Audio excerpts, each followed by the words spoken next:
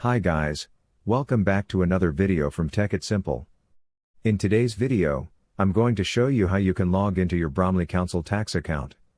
So let's get started. First of all, open your web browser, and in the search bar, type in Bromley Council Tax Login.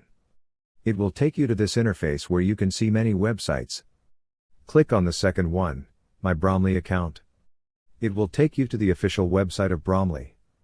As you guys already have a Bromley account, click on this Sign In button to sign in.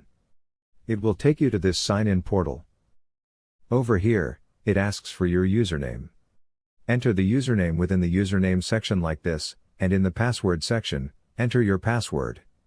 In case if you guys forgot your password, you can reset it by clicking here Forgot Password. Once you do that, click on the Sign In button. You will be signed into your Bromley account. If you don't have an account and you want to create an account on Bromley Council Tax, click on Register. So that's all for this video. This is how you can log into your Bromley Council Tax account. If you find our video helpful, please leave a like, and please do not forget to subscribe to our YouTube channel.